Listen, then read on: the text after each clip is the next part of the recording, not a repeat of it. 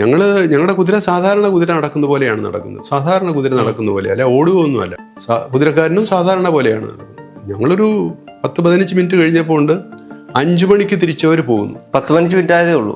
5 minute ആയുള്ളൂ. അപ്പൊ തലേന്ന് ഞാൻ കണ്ടു പാർവതിയും ശിവനും തമ്മിൽ എന്നെ കാത്തു നിൽക്കുന്നു. പക്ഷെ ചെല്ലാത്തതുകൊണ്ട് ഇവർ തമ്മിൽ വഴക്കുണ്ടായി പിരിയുന്നു. അപ്പോൾ പ്രത്യേകിച്ച് ശ്രദ്ധിക്കാനൊന്നുമില്ല, ഇനിയിപ്പോൾ ഒന്നും കാണാനൊന്നും പറ്റില്ല എന്ന് വിചാരിച്ച് ഞാൻ ഇങ്ങനെ പോകുമ്പോൾ മേളിൽ നിന്നൊരു തന്നെയുള്ള പർവ്വതത്തിൻ്റെ മേളിൽ നിന്നൊരു സ്ത്രീ ഈ ഉത്തരേന്ത്യൻ വസ്ത്രങ്ങൾ ധരിച്ച് ഒരു 5 പട്ടിയുമായിട്ട് ഇത് പാർവതിയല്ലേ? അപ്പോൾ ഈ പട്ടികൾക്ക് പ്രത്യേകതയുണ്ട്. ഈ വലിയ പട്ടികളാണെങ്കിലും 5 നിറമാണ്. ചുവപ്പ്, നമ്മുടെ ഇവിടെ കറുപ്പ്, ഇളം, ഒരു വല്ലാത്ത മഞ്ഞ, ഇത്രയല്ലേ ഉള്ളൂ പട്ടികളുടെ നിറം. വെള്ള 3. ഇത് ആ നിറമൊന്നുമില്ല, അല്ലാതെ മഞ്ഞ പച്ച. കണ്ടുടനെ എന്നെ ഇങ്ങനെ വിളിച്ചു. ഞാൻ തൊഴുതു. ആ മൈൻഡ് പറഞ്ഞത് ശിവനാണ്. ഞാൻ ഓടിച്ചെന്ന് അദ്ദേഹത്തെ ഓടിച്ചെല്ലെന്ന് വെച്ചാൽ നടക്കാൻ വയ്യ, എന്നാലും പെട്ടെന്ന് ആവുന്നത്ര സ്പീഡിൽ ചെന്ന് അദ്ദേഹത്തെ ഹഗ് ചെയ്തു. ഞാൻ ഉടനെ കാശെടുത്ത് അദ്ദേഹത്തിൻ്റെ കയ്യിൽ 100 200 ഭഗവാന്റെ കയ്യിൽ, ശിവന്റെ കയ്യിലോട്ട് വെച്ചു. ശരി, ടൈം ട്രാവൽ നമ്മൾ പലപ്പോഴും ഈ പാരഡോക്സിക്കൽ തിയറികളൊക്കെ ഒരുപാട് ചർച്ച ചെയ്യുന്നുണ്ട്. അപ്പോൾ അതിൽ വരുന്നൊരു തിയറിയാണ് ടൈം ട്രാവൽ. അപ്പം സമയത്തിന് അപ്പുറത്തേക്ക് നമുക്ക് കടക്കാൻ കഴിയുക, അല്ലെങ്കിൽ കഴിഞ്ഞു പോയ കാലത്തിലേക്ക് നമുക്ക് വീണ്ടും കയറി ചെല്ലാൻ കഴിയുക. അങ്ങനെയൊക്കെ ഒരുപാട് കാര്യങ്ങൾ പലപ്പോഴും നമ്മുടെ ശാസ്ത്രലോകം തന്നെ ചർച്ച ചെയ്യുന്നുണ്ട്. ഇത് സംഭവിക്കുമോ, അല്ലെങ്കിൽ ഇത് യാഥാർത്ഥ്യമാണോ? പലപ്പോഴും ഈ അനുനായികൾ, അതായത് ഏലിയൻസിനെ പറ്റി പറയുമ്പോൾ അതെല്ലാം പറയുന്നത് അവർ ടൈം ട്രാവൽ ചെയ്തു വരുന്ന ആളുകളാണ്, അല്ലെങ്കിൽ അവർക്ക് ഇങ്ങനെയുള്ള ട്രാവലിംഗ് ഒക്കെ ഈസിയാണ് എന്നൊക്കെ പറയുന്നത് കേട്ടിട്ടുണ്ട്. ഇത് യാഥാർത്ഥ്യമാണോ? ടൈം ട്രാവലിനെ പറ്റി എനിക്ക് കാര്യമായ അറിവുകളൊന്നുമില്ല. കാരണം അത് ക്വാണ്ടം സയൻസിൽ വരുന്നൊരു സബ്ജക്റ്റാണ്.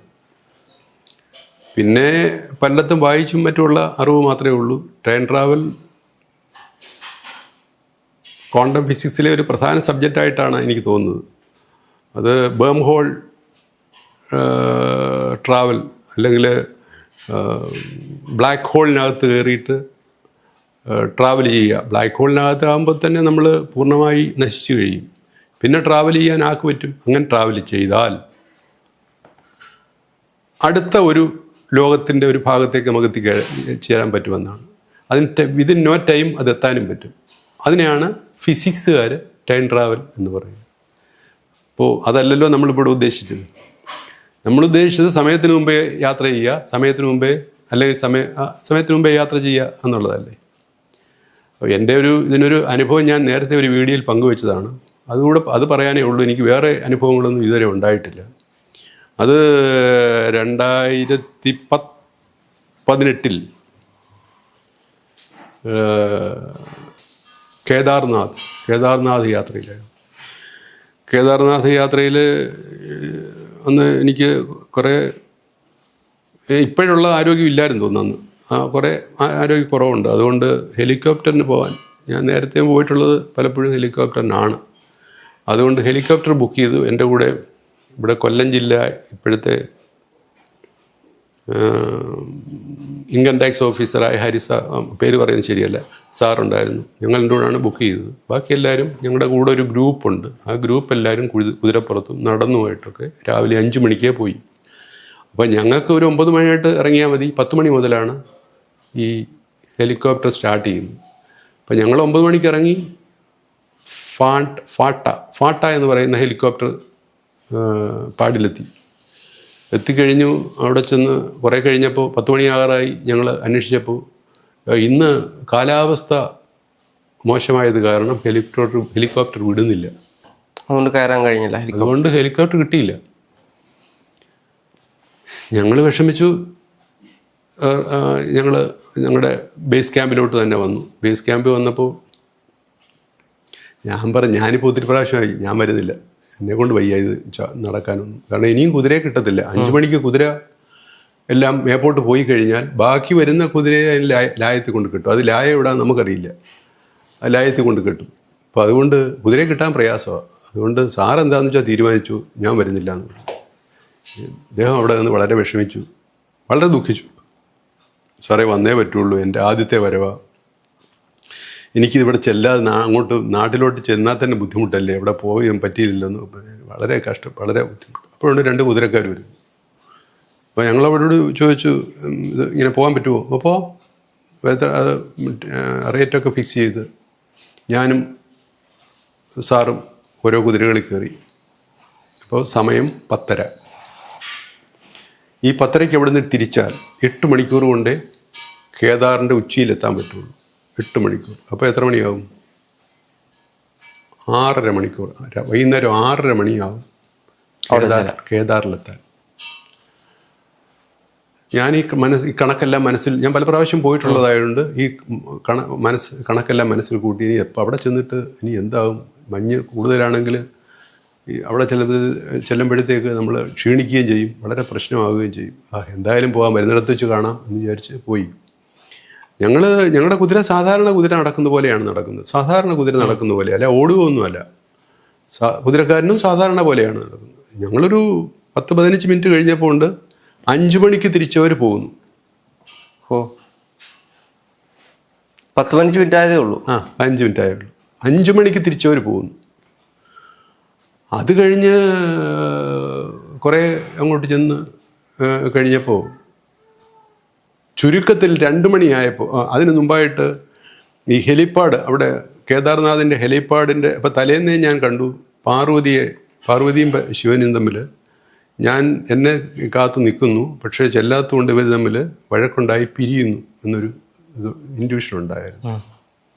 അപ്പോൾ അങ്ങോട്ട് പോകുന്നതുകൊണ്ട് ഇനിയിപ്പോൾ പ്രത്യേകിച്ച് ശ്രദ്ധിക്കാനൊന്നുമില്ല, ഇനിയിപ്പോൾ ഒന്നും കാണാനൊന്നും പറ്റില്ല എന്ന് വിചാരിച്ച് ഞാൻ ഇങ്ങനെ പോകുമ്പോൾ മേളിൽ നിന്നൊരു തന്നെയുള്ള പർവ്വതത്തിൻ്റെ മേളിൽ നിന്നൊരു സ്ത്രീ ഈ ഉത്തരേന്ത്യൻ വസ്ത്രങ്ങൾ ധരിച്ച് ഒരു 5 പട്ടിയുമായിട്ട്, വലിയ പട്ടികൾ, കുതിരയുടെ അത്രയുള്ള പട്ടികളുമായിട്ട്, പട്ടിയാണെന്ന് അടുത്ത് വന്നിരിക്കുക. നമുക്ക് അത്രയും ദൂരെ ഈ സാധനം എന്താണെന്ന് അറിയില്ല, ഏതോ മുയലി ചാടുന്ന പോലെ തോന്നിയുള്ളൂ. ഒരു സ്ത്രീയാണെന്ന് തോന്നുന്നു, ഇറങ്ങി വരുന്നു.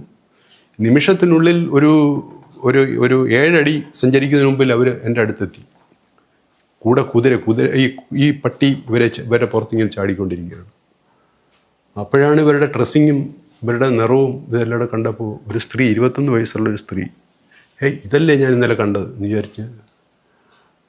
ഇത് ഞാൻ കണ്ടതല്ല, വേറെ എൻ്റെ ഒരു ഇതുപോലെ ഇൻഡ്യൂഷനുള്ള വേറെ ആൾക്കാരുണ്ട്. അപ്പോൾ അവർ പറഞ്ഞതാണ്, ഞാനെന്നാ ഇപ്പോൾ ഇവിടെ പറഞ്ഞത്, ആ ഇൻഡ്യൂഷനുള്ള ആൾക്കാർ പറഞ്ഞത്, എന്നെ അവിടെ അറിയിച്ചതാണ്.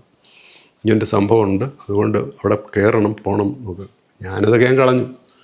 അപ്പോൾ ഇത് കണ്ടിട്ട് ഇപ്പോൾ ഇത് പാർവതിയല്ലേ. ഇപ്പോൾ ഈ പട്ടികൾക്ക് പ്രത്യേകതയുണ്ട്. ഈ വലിയ പട്ടികളാണെങ്കിലും 5 നിറമാണ്. ചുവപ്പ്, നമ്മുടെ ഇവിടെ കറുപ്പ്, ഇളം, ഒരു വല്ലാത്ത മഞ്ഞ, ഇത്രയല്ലേ ഉള്ളൂ പട്ടികളുടെ നിറം. വെള്ള 3. ഇത് ആ നിറമൊന്നുമില്ല, അല്ലാതെ മഞ്ഞ, പച്ചയുണ്ട്. ഈ പട്ടികളാണ് ഇത്തരത്തിലുള്ള പട്ടികൾ. ഇവരുടെ ദേഹത്തോട്ട് ഇങ്ങനെ ചാടി കയറുകയാണ്. ഇവർ അതൊന്നും ശ്രദ്ധിക്കാണ്ട് ഇങ്ങനെ മേപ്പോട്ട് നോക്കിക്കൊണ്ടാണ് നടക്കുന്നത്. ഇങ്ങനെ മേപ്പോട്ട് നോക്കി ഇത് ഇറങ്ങി വരുവാണ്. നേരെ അങ്ങനെ ഇറങ്ങി വരാൻ പറ്റും. നമുക്ക് താപ്പോട്ട് ഇങ്ങനെ പിടിച്ചിറങ്ങത്തക്ക രൂപത്തിലുള്ള സ്ഥലത്ത് മരത്തെ കയറുമ്പോൾ നമുക്ക് പുറം തിരിഞ്ഞ് ഇറങ്ങാൻ പറ്റുമോ? അതേപോലെ ഉള്ള ഉയരത്തിൽ നിന്ന് ഇവർ ഇങ്ങനെ സാധാരണ ഇറങ്ങി വരുന്നു. നിമിഷത്തിനുള്ളിൽ ഇവിടെ എത്തുകയും ചെയ്തു. അപ്പോഴാണ് ഞാൻ മറ്റേ കാര്യം ഓർത്ത്, ഇങ്ങനെ പാർവതി വരുമെന്നാണല്ലോ പറഞ്ഞത്. അമ്മയെന്നും പറഞ്ഞ് ഞാൻ തൊഴുതു. ഞാൻ തൊഴുതൊന്നും അവർ കണ്ടില്ല. അവരിങ്ങോട്ട് വന്ന് അപ്പോഴും ഞാൻ ഓർത്തു, ഈ പട്ടികളെ, ഈ കുതിര കണ്ടാൽ കുതിരയെ ചാടും, കുതിര വിരളും. സിംഹം പോലല്ല, സിംഹത്തെയൊക്കെ ക്രൂരമാണ് ഈ പട്ടികൾ. കുതിര ചാടിയാൽ ഹിമാലയത്തിൻ്റെ അടിത്തട്ടിലേക്ക് ഞങ്ങളെയും കൊണ്ട് ഈ കുതിര പോകും. അതോടെ ക്ലോസായി. കുതിര ചാടുന്നില്ല. അപ്പം ഞാൻ വിചാരിച്ചു, കുതിര കണ്ടില്ലേ ഇത് സാധനം, ഞങ്ങളുടെ ഇടയിലോട്ട് ഇങ്ങ് വന്നത്. അപ്പം ഞാൻ വിചാരിച്ചു, ഈ കുതിര കണ്ടില്ലേ ഇത്, ഈ പട്ടിയെ. കുതിര കണ്ടാൽ അത് താപ്പോട്ട് ചാടും, എല്ലാവരും തീരുകയും ചെയ്യും. പക്ഷേ ഇവരാ കുതിരകളുടെ ഇടയിൽ കൂടെ താപ്പോട്ട് ഇറങ്ങി എങ്ങോട്ടോ പോകുന്നു. ഞാൻ പുറകിൽ നിന്ന് തൊഴുതു. എന്നിട്ട് ഞങ്ങൾ നേരെ കേദാറിൽ പോയി. കേദാറിൽ ചെന്നപ്പോൾ 2 മണിക്കൂറേ എടുത്തിട്ടുള്ളൂ, 8 മണിക്കൂർ എടുക്കേണ്ട സമയത്ത്. അപ്പം ഇതിനെ ഞാൻ അല്ല വിളിച്ചത്, നമ്മുടെ സാറാണ് വിളിച്ചത് ടൈം ട്രാവൽ എന്ന്. ഞാൻ പറഞ്ഞത് മനസ്സിലായില്ലേ? അങ്ങനത്തെ അനുഭവം ഉണ്ടായിട്ടുണ്ട്. അതുപോലെ തിരിച്ചും 2 മണിക്കൂർ കൊണ്ട് ഞങ്ങൾക്ക് തിരിച്ചും ഏതാണ്ട് ചുരുക്കം പറഞ്ഞാൽ 4 മണിയായി. ആ 2 മണിക്കൂർ അവിടെ ഞാൻ സമാധി കിടന്നു. 2 മണിക്കൂർ. സമാധിയിൽ എവിടെയാണ് നടന്നത്? സമാധിയിൽ അവിടെ കേദാറിൽ ചെന്നപ്പോൾ ഒരാൾ എൻ്റെ കയ്യെ പിടിച്ചുകൊണ്ട് അമ്പലത്തിനകത്ത് കയറി എന്ന് പറഞ്ഞില്ലേ? മുമ്പേ പറഞ്ഞായിരുന്നല്ലോ. പറഞ്ഞില്ല അല്ലേ? ഇല്ല. ഞങ്ങൾ അവിടെ ചെന്ന് കഴിഞ്ഞുടനെ അവിടെ ഞങ്ങൾ ഇങ്ങനെ ഭയങ്കര ക്യൂ, ഇതിനകത്ത് എങ്ങനെ കയറും എന്ന് ചിന്തിച്ചുകൊണ്ടിരിക്കുമ്പോൾ ഒരാൾ വന്ന് എൻ്റെ കയ്യെ പിടിച്ചപ്പോൾ ഇയാൾ അങ്ങോട്ട് വലിച്ചുകൊണ്ട് പോവുക. ഞാൻ പറഞ്ഞു ഒരു ശകലം പൂ മേടിക്കട്ടെ എന്ന് പറഞ്ഞു. അവിടെ നിന്ന് ശകലം പൂ മേടിച്ചിട്ട് ഞാൻ ഈ കയ്യിലും പിടിച്ച്, എൻ്റെ കയ്യിലാണ്. അപ്പം ഞാൻ പറഞ്ഞു സാറേ എൻ്റെ കയ്യെ പിടിച്ചോ എന്ന് പറഞ്ഞു. സാർ എൻ്റെ കയ്യെ പിടിച്ചു, അങ്ങോട്ട് ചെന്നു. അപ്പോൾ ഈ ക്യൂ ഒന്നും ഈ 6 വരി അങ്ങോട്ട് ടു ആൻഡ് ഫ്രോ ആയിട്ട് 6 വരി വരത്തില്ലേ, അതിനിടയ്ക്കൂടെ നിസ്സാരമായിട്ട് പിടിച്ച് ആ അമ്പലത്തിനകത്തോട്ട് കൊണ്ട് കയറ്റി അങ്ങ് അങ്ങ് ഇതിനകത്ത് ശ്രീകോവിലിൻ്റെ ഉയർന്ന ഒരാൾ ഉയരത്തിലാണ് അവിടോട്ട് കൊണ്ട് കയറ്റി. ഞാൻ പിടിച്ച് എൻ്റെ കൂടുതലുള്ള ആളെയും കൂടെ പിടിച്ചു കൊണ്ട് കയറ്റി, അല്ലെ അയാൾ ഇത് വിട്ടുപോകും. ഞങ്ങൾ രണ്ടും കൂടെ കയറുന്ന കണ്ടിട്ട് ഞങ്ങൾ രണ്ടോട് പറഞ്ഞു അതേ കെട്ടിപ്പിടിച്ചോളാൻ പറഞ്ഞു. വിഗ്രഹത്തെ കെട്ടിപ്പിടിച്ചോളാൻ പറഞ്ഞു. ഞാൻ ഈ മാല അങ്ങോട്ട് ഇട്ടിട്ട് വിഗ്രഹത്തെ കെട്ടിപ്പിടിച്ചു. അപ്പം ഞാൻ കെട്ടിപ്പിടിച്ചപ്പോൾ ഞാൻ നോക്കുക, ഇത് പട്ടിട്ട് മൂടിയിരിക്കുക, ഇത് എന്തുവാ സാധനം, ഇത് കല്ലാണോ തടിയാണോ എന്തുവാന്ന് ഞാനിങ്ങനെ സ്വാഭാവിക മനുഷ്യൻ്റെ ചിന്ത ഞാനിങ്ങനെ നോക്കുക, ഇതെന്താ തടിയല്ല, ഇത് കല്ലല്ലേ, ഇത് കല്ലാണ്, എൻ്റെ മൂർച്ചയൊക്കെ ഇവിടെ കാണുന്നുണ്ടല്ലോ എന്ന് മാത്രമേ ഓർമ്മയുള്ളൂ. ബോധം പോയി കഴിഞ്ഞ് പിന്നെ ബോധം തെളിയുന്ന ഇങ്ങനെ ഒരാൾ ചൊറിയുന്നു. ആരാ നോക്കിയപ്പോൾ എന്നെ കൊണ്ടുപോയ ആളാണ്. മതിയായോ എന്ന് ചോദിച്ചു. മതിയായെന്ന് പറഞ്ഞു. അപ്പോൾ ഞാൻ നിസ്സാരമായിട്ട് കരുതി. പക്ഷേ പുള്ളി എണ്ണിപ്പിക്കാൻ ശ്രമിച്ചതൊക്കെ എനിക്ക് എണ്ണിക്കാൻ പറ്റുന്നില്ല. കാലിനൊക്കെ ഒന്നും ബലമില്ല, നടുവിനും ബലമില്ല, ബോഡി മുഴുവൻ പോയി. അവസാനം അവർ 2-3 പേര് പൂജാരിമാരുണ്ട്, അവരെല്ലാം പിടിച്ചെന്നെ ഞങ്ങൾ പിടിച്ചു പോക്കിയപ്പോൾ നിൽക്കാൻ വയ്യ. സമാധിയായിരുന്നു. അപ്പോൾ അത് ആ ബലക്ഷയം ഇന്നും കാലിനുണ്ട്. അന്ന് സംഭവിച്ച ബലക്ഷയം ഞാൻ ആരോടും പറഞ്ഞിട്ടില്ല. ആ ബലക്ഷയം ഇന്നും കാലിനുണ്ട്. അവിടെ അങ്ങനെ നിന്ന് പിന്നെ അവിടെ താങ്ങിയാണ് ഇറക്കിയത്. എനിക്ക് ഇറങ്ങാൻ പറ്റത്തില്ല. ഇറങ്ങിയപ്പോൾ അവിടെ ഈ 5-6 വരി ഇങ്ങനെ ക്യൂ പോകുമല്ലേ, അവരെല്ലാം അവിടെ താങ്ങി നിർത്തിയെങ്കിലും എനിക്ക് നിൽക്കാൻ വയ്യ. ഞാൻ പിന്നെ അങ്ങ് വീണിട്ട് അവിടുന്ന് കുറേ സമയമെടുത്ത്, പിന്നെ എത്ര നേരം വേണേലൂടെ കിടക്കാമല്ലോ, കുറേ സമയമെടുത്തിട്ട് ഞാൻ പുറത്തേക്ക് ഇറങ്ങി വന്നപ്പോൾ ശിവൻ ഫ്രണ്ട് നിൽക്കുന്നു. ശിവൻ ഭഗവാൻ മഹാദേവൻ, അദ്ദേഹത്തിൻ്റെ ഗണങ്ങളുമുണ്ട്. അപ്പോൾ ഞാൻ അദ്ദേഹത്തെ കണ്ടുടനെ എന്നെ ഇങ്ങനെ വിളിച്ചു. ഞാൻ തൊഴുതു. ആ മൈൻഡ് പറഞ്ഞ ശിവനാണ്. ഞാൻ ഓടിച്ചെന്ന് അദ്ദേഹത്തെ ഓടിച്ചെല്ലെന്ന് വെച്ചാൽ നടക്കാൻ വയ്യ, എന്നാലും പെട്ടെന്ന് ആവുന്നത്ര സ്പീഡിൽ ചെന്ന് അദ്ദേഹത്തെ ഹഗ് ചെയ്തുകൊണ്ട് അദ്ദേഹവും ഹഗ് ചെയ്തു. എന്തെങ്കിലും കൊടുക്കണ്ടേ, എൻ്റെ ഈ കാശൊന്നും ഞാൻ കൊണ്ടുപോയിട്ടില്ല, എല്ലാം ലോഡ്ജ് റൂമിലിരിക്കുക. ഞാൻ ഈ ഹരിസാറിനോട് പറഞ്ഞു, സാറേ ഒരു 500 രൂപ ചേഞ്ച് ചെയ്യുന്നുണ്ടെന്ന് പറഞ്ഞു. സാറ് എൻ്റെ കാശുണ്ടായിരുന്നു, ഞാൻ അതുകൊണ്ടാണ് കാശ് എടുക്കാൻ, ഞാൻ ആവശ്യമുള്ളത് അങ്ങാരി ചിലവാക്കിക്കോളാം, ഇവിടെ വരുമ്പോൾ തിരിച്ചു കൊടുത്താൽ മതി എന്ന് പറഞ്ഞു. ഞാൻ ഉടനെ കാശെടുത്ത് അദ്ദേഹത്തിൻ്റെ കയ്യിൽ 100 തോന്നുന്നു, 100-200 ഭഗവാന്റെ കയ്യിൽ ശിവൻ്റെ കയ്യിലോട്ട് വെച്ച് കൊടുത്തു. അവിടെ നിരന്ന് കണ്ട ആൾക്കാരുടെ കയ്യിലും കുറേ പേരുണ്ടായിരുന്നുകൊണ്ട് എല്ലാവരെയും കൊടുത്തില്ല. ബാക്കി 300 രൂപ അവിടെ 300-400 രൂപ ഭൂതാണങ്ങളും കൊടുത്തു. അപ്പോൾ എന്നോട് പറഞ്ഞു അവിടെ ഇരിക്കാൻ പറഞ്ഞു. തറയിരുന്നു. കുറേ നേരം ഇരുന്നു, ഒന്നും മിണ്ടുന്നില്ല. ഞങ്ങൾ രണ്ടും അങ്ങോട്ടും ഇങ്ങോട്ടും നോക്കി ഇങ്ങനെ ഇരിക്കുക ചുമ്മാതെ. അപ്പോഴാ ഹരിസാറിൻ്റെ നമുക്ക് പൊക്കൂടെ എന്ന് ചോദിച്ചു. ഞാൻ പോവാം എന്ന് പറഞ്ഞു. ഞാൻ പറഞ്ഞു പോട്ടാ പൊക്കോ പറഞ്ഞു. ഞാൻ അവിടെ നിന്ന് ഇറങ്ങി വന്നപ്പോൾ 500 രൂപ സാറിൻ്റെ കൊടുക്കണ്ടേ. റൂമിൽ വന്നപ്പോൾ ഞാൻ പറഞ്ഞു, സാറേ 500 രൂപ താണ്ട. ഏത് 500 രൂപ? ഞാൻ പറഞ്ഞു, സാറിൻ്റെ കയ്യിൽ ഞാൻ ഇല്ലേ എന്നെ കെട്ടിപ്പിടിച്ചാക്ക്. ആര് കെട്ടിപ്പിടിച്ചു? എവിടെ വെച്ച്? ഞാൻ പറയുന്നത് സാറ് കാശ് പിടി, സാറിൻ്റെ കയ്യിൽ നിന്ന് 500 രൂപ മേടിച്ചിട്ടുണ്ട് അവർ കൊടുക്കാനായിട്ട്. എൻ്റെ കയ്യിൽ നിന്ന് ഞാൻ തന്നിട്ടില്ല, ഞാനത് മേടിക്കത്തുമില്ല. ഇപ്പം ഞാൻ സാറ് കണ്ടായിരുന്നു ഇങ്ങനെ ഒരാൾ എന്നെ കെട്ടിപ്പിടിക്കുന്നത്? ഇല്ല, ഞാൻ കണ്ടില്ല. അവിടെ കുറേ ആൾക്കാർ നിൽക്കുന്നുണ്ടായിരുന്നു. ഇല്ല, സ്വാമിമാരെ അവിടെ കണ്ടില്ല. എന്തായാലും പിടി എന്ന് പറഞ്ഞു. സമ്മതിച്ചില്ല, ഇതുവരെ മേടിച്ചിട്ടില്ല. ആകെ 5 മണി ആയപ്പോൾ ഗ്രൗണ്ടിലെത്തി. ഈ സമയത്ത് മറ്റേ പോയവരവിടെ എത്തിയിട്ടില്ല. ഇതൊരു ട്രെയിൻ രാവിലെ ട്രാവൽ. പോയത്. ആ, ഇതൊരു ട്രെയിൻ ട്രാവൽ അല്ലേ? അതെ. ഇതൊരു ട്രെയിൻ ട്രാവൽ അല്ലേ? ഒരു മനോഹരമായ ട്രെയിൻ ട്രാവലായിരുന്നു. പിന്നെ എനിക്കവിടെ പോകാൻ പറ്റിയിട്ടില്ല. 2 പ്രാവശ്യം അതിൻ്റെ അടിവാരം വരെ പോയി. അപ്പോഴാണ് അവിടെ എല്ലാം ഇടിഞ്ഞ് വീണ് 50 പേര് മരിച്ചത്. അപ്പോൾ ബ്ലോക്ക് ചെയ്തു, പിന്നെ അങ്ങോട്ട് കയറിയില്ല. ഈ അനുനായികളാണെങ്കിൽ പോലും അവര് ഈ ടൈം ട്രാവൽ ചെയ്യാറുണ്ടോ? അങ്ങനെയല്ല അവര് നമ്മുടെ ഭൂമിയിലേക്കൊക്കെ വരുന്നത് ഏലിയൻസിനെ പറ്റി അനുനായികൾ അവരുടെ ടൈം പ്രത്യേകമാണ്. ടൈം ഓരോ അവരുടെ ടൈമിലാണ് അവർ യാത്ര ചെയ്യുന്നത്. നമ്മളുടെ ടൈമിലാണ് നമ്മൾ യാത്ര ചെയ്യുന്നത്. അതാണ് അത്. ഒരു ടൈം കൊണ്ട് എല്ലാത്തിനെയും അളക്കാൻ പറ്റില്ല. ഞാൻ പറഞ്ഞത് മനസ്സിലായില്ലേ? അവരുടെ ടൈമിലാണ് അവർ യാത്ര ചെയ്യുന്നത്. അവരുടെ ടൈം നമ്മുടെ ടൈമിനേക്കാൾ ചെറുതായതുകൊണ്ടാണ് അവർ ടൈമില്ല. അവർക്ക് ടൈം വ്യത്യാസമുണ്ടെന്ന് പറയുന്നു. അവരുടെ ടൈമിലാണ് അവർ യാത്ര ചെയ്യുന്നത്.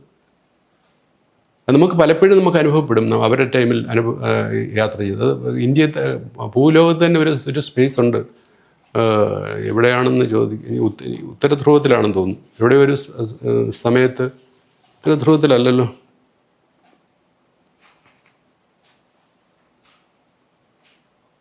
കൈലാസത്തിൽ ഈ ഒരു പ്രശ്നമുണ്ട്. കൈലാസത്തിൽ പോയാൽ ഒരു ദിവസം കൊണ്ട് വളരേണ്ട താടി, ഒരു ദിവസം കഴിഞ്ഞാൽ ഒരു ദിവസം കൊണ്ട് വളരേണ്ട താടി 5 ദിവസം കഴിഞ്ഞ പോലെ വളരുന്നത്. മനസ്സിലായില്ലേ? 5 ദിവസം കഴിഞ്ഞ പോലെ താടി വളരുന്നത്. അപ്പം ടൈം വ്യത്യാസം വരികയാണ്. അത് 5 ദിവസം കൊണ്ട് വളരുന്ന താടി ഒറ്റ ദിവസം കൊണ്ട് വളരും. പോയിട്ടുള്ളവർ ചോദിച്ചാൽ മതി. 5 ദിവസം കൊണ്ട് വളരുന്നത്. അല്ല, ഞാൻ എവിടേക്കോ കേട്ടിട്ടുള്ളത് താടിയും നഖവും എല്ലാം വളരും, മുടിയും എല്ലാം. അത് യൂണിഫോമായിട്ട് ചെയ്തുകൊണ്ടിരിക്കുന്നതല്ലേ. പക്ഷേ ആ ടൈം പോകുന്ന നമ്മൾ അറിയുന്നില്ല. അപ്പോൾ അവരുടെ ടൈമിൽ അല്ല വളരുന്നത്. അവരുടെ ടൈം ഏതാണെന്ന് നമുക്കറിയില്ല. അതിനെ നമ്മുടെ ടൈമായിട്ട് കമ്പയർ ചെയ്യുമ്പോഴാണ് അവർ വിതിൻ നോ ടൈമോ അല്ലെങ്കിൽ വിതിൻ ഫ്യൂ ടൈമോ അവർ എത്തുകയും പോവുകയും ഒക്കെ ചെയ്യുന്നത്. അവരുടെ ടൈമിൽ തന്നെയാണ് അവർ യാത്ര ചെയ്യുന്നത്. നമുക്ക് അവരുടെ ടൈം അറിയാത്തതുകൊണ്ടാണ് നമ്മൾ ഇതിനെ മനസ്സിലാക്കാൻ അത് പല അനുഭവങ്ങൾ. അത് അനുനായികൾ മാത്രമല്ല. ഞാനെല്ലാം നിർവികൽപ്പ സമാധി പോയപ്പോൾ തന്നെ അത് എത്രയോ വർഷങ്ങളെടുത്തു അത്രയും ഇത് വന്ന് വീഴാൻ. പക്ഷേ ഇവിടെ 3 മണിക്കൂറേ എടുത്തിട്ടുള്ളൂ. ഞാൻ പറഞ്ഞത് മനസ്സിലായി. അതുപോലെ ശ്രീ എം എന്ന് പറയുന്ന ആൾ, അദ്ദേഹത്തിൻ്റെ ബയോഗ്രഫിയിൽ എഴുതിയിരിക്കുന്നത്, അവിടെ അദ്ദേഹം കുറച്ച് സമയം ധ്യാനത്തിലിരുന്നു. പക്ഷെ സമയം നോക്കിയപ്പോൾ 3 മിനിറ്റേ ആയിട്ടുള്ളൂ. ഇവിടെ കൈലാസത്തിൽ 3 മിനിറ്റേ ആയിട്ടുള്ളൂ. അതിനകത്ത് എഴുതിയിട്ടുണ്ട്. ഡിസ്കവറി ഓഫ് അദ്ദേഹത്തിൻ്റെ ആ പുസ്തകത്തിൽ എഴുതിയിട്ടുണ്ട്. 3 മിനിറ്റേ ആയിട്ടുള്ളൂ. അപ്പം ഈ ടൈം എന്ന് പറയുമ്പോൾ നമ്മളുടെ മൈൻഡിൻ്റെ അല്ലെങ്കിൽ നമ്മുടെ ബ്രെയിൻ ഘടികാരത്തിൻ്റെ ലെവൽ വെച്ച് ആണ് എല്ലാം ചിന്തിക്കാൻ നോക്കുമ്പോഴാണ് ഈ തെറ്റ് പറ്റുന്നത്. നമ്മുടെ ബ്രെയിൻ ഘടികാരം നമുക്ക് വേണ്ടി മാത്രമുള്ളതാണ്, മറ്റാർക്കും വേണ്ടിയുള്ളതല്ല.